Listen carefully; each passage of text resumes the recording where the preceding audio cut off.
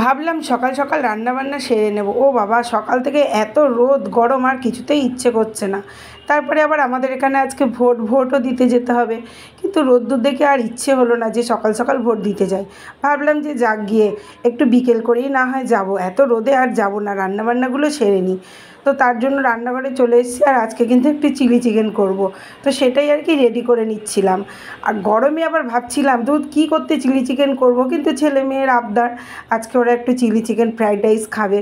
তো তার জন্য সব রেডি করে নিচ্ছি, ওদের আবদার তো আর অমান্য করা চলে না। তো ভাবলাম থাক, ঝোঁক গিয়ে গরম কী আছে। উমা, হঠাৎ করে দেখি এত রোদের মধ্যে হঠাৎ করে অন্ধকার হয়ে গেল, আর কি বৃষ্টি বৃষ্টি মানে একদম ঝমঝমিয়ে বৃষ্টি। দারুণ সুন্দর ওয়েদার হয়ে গেল। আর আমাদের রাস্তাতে তো জানোই, বৃষ্টি হলেই জল জমবে না এটা কখনোই হতে পারে না। তো প্রচুর জলও জমে গেছে।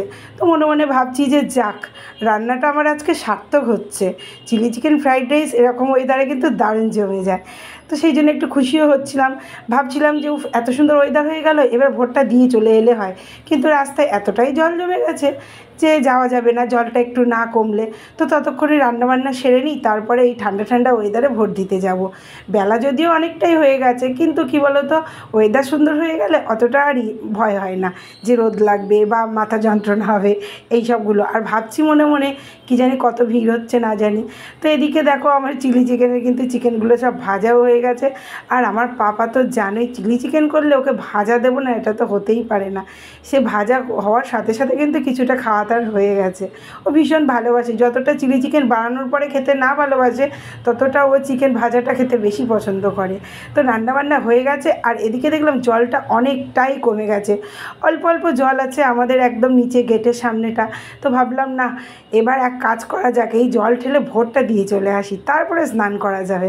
তো ফাইনালি ভোট দিয়ে কিন্তু চলে এলাম। আর রাস্তায় এই জলটা পাড়াতে না প্রচণ্ড ঘেন্না করে। তো তার জন্য ভাবলাম স্নান করে যাব না, এসেই স্নান করব। তো সব এসে একদম স্নান টান সারা হয়ে গেছে, এই যে খেতে বসে গেছি।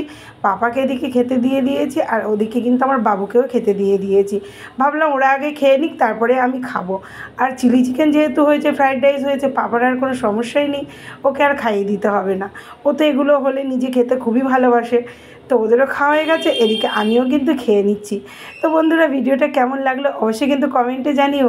আর তোমরা কারা কারা ভোট দিলে বলো তো, আমাকে কিন্তু অবশ্যই কমেন্টে জানিও।